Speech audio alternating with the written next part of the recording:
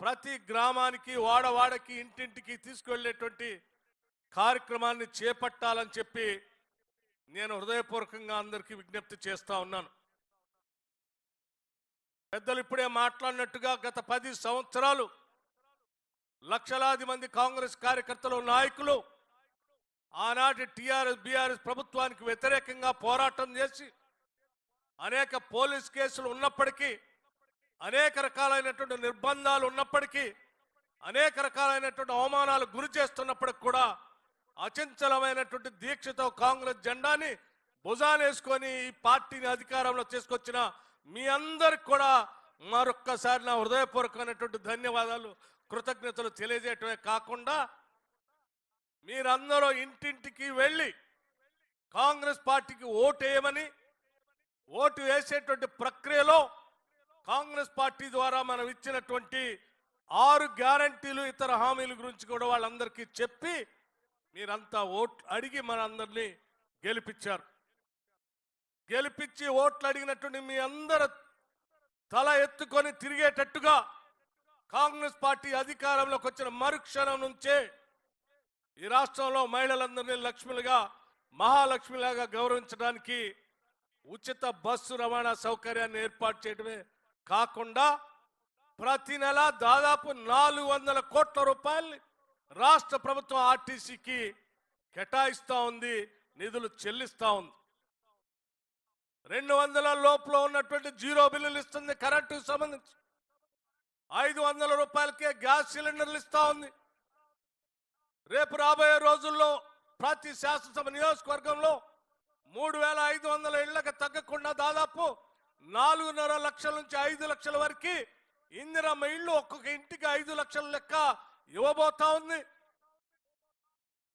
అట్లాగే ఆర్థిక వ్యవస్థ అంతా కుదేలైపోయి జీతాలు ఇవ్వలేనటువంటి పరిస్థితిలో ఉన్నటువంటి రాష్ట్రాన్ని గాడిలో పెట్టి యావత్ రాష్ట్ర మంత్రిమండలి మొత్తం అంతా కూర్చొని ఆలోచన చేసి 1వ తారీఖు నాడే ప్రతి నెల జీతాలు వచ్చేటట్టుగా చేసినటువంటి కాంగ్రెస్ ప్రభుత్వ ఆలోచనలకు కూడా ప్రజల మధ్యకి తీసుకొని వెళ్ళవలసిందిగా మీ అందరికీ విజ్ఞప్తి చేస్తా ఉన్నాను.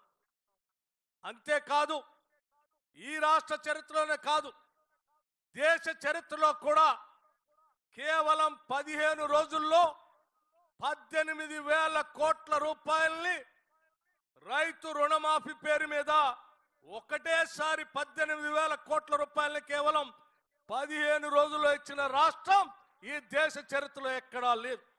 అది కేవలం కాంగ్రెస్ ప్రభుత్వం మాత్రమే చేయగలిగింది.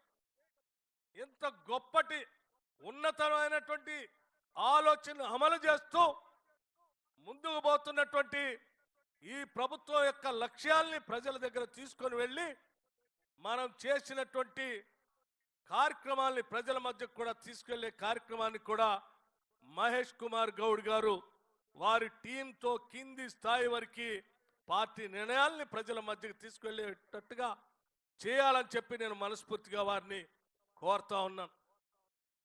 అలాగే పార్టీకి సంబంధించిన ఏ కార్యక్రమాలున్నా, ప్రతి కార్యకర్తకు సంబంధించిన ఏ అవసరం ఉన్నా పార్టీ గాంధీ భవన్ నుంచి నిర్దేశం వస్తే తప్పనిసరిగా వాటన్నిటిని అమలు చేయడానికి ఈ రాష్ట్ర కాంగ్రెస్ ప్రభుత్వం రేవంత్ రెడ్డి గారి నాయకత్వంలో ముఖ్యమంత్రిగా ఉన్నటువంటి యావత్ మంత్రి మండలి మొత్తం కూడా తప్పనిసరిగా తూచా తప్పకుండా పాటిస్తుందని కూడా మీ అందరికీ మనవి చేస్తా ఉన్నాను.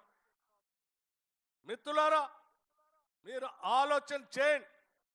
ఈ ప్రభుత్వం మనది, ప్రజల ప్రభుత్వం. ప్రజల కోసమే మనం సంపద సృష్టిస్తున్నాం. ప్రజలకే సంపదను పంచేటువంటి కార్యక్రమాన్ని కూడా చేపడతా ఉన్నాం. ఈరోజు కాంగ్రెస్ పార్టీ అధికారంలోకి వచ్చిన తర్వాత ఈరోజు కాంగ్రెస్ కార్యకర్తల కోసం, అట్లాగే కాంగ్రెస్ పార్టీ కోసం పనిచేసేటువంటి ఏ ఒక్క నాయకుడిని కూడా వదిలిపెట్టమని చెప్పడానికి చక్కటి ఉదాహరణగా ఈ మధ్యనే రాష్ట్ర ప్రభుత్వం నియమించిన కార్పొరేషన్ చైర్మన్లు మంచి ఉదాహరణగా నేను మీ అందరి దృష్టికి తీసుకొని వస్తా ఉన్నాను.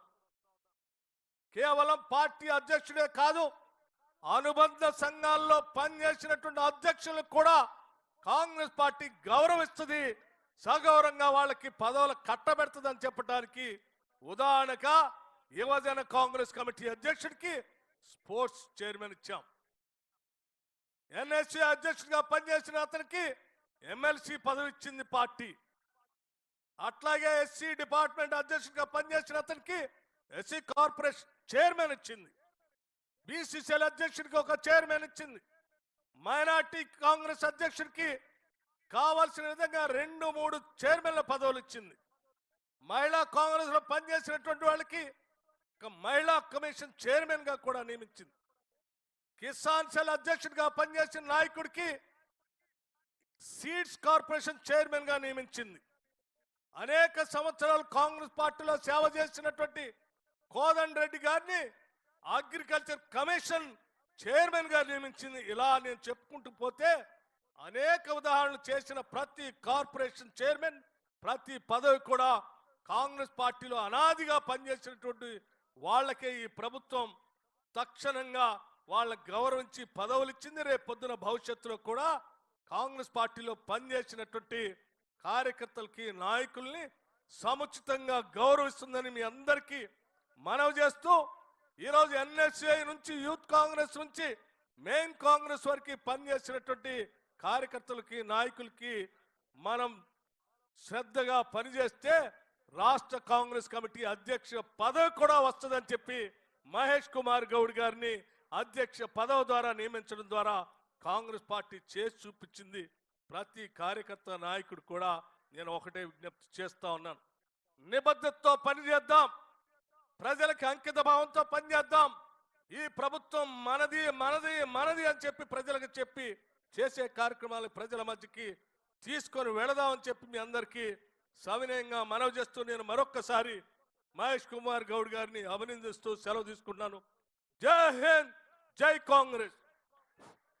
హలో, ఇప్పుడు ఏఐసిసి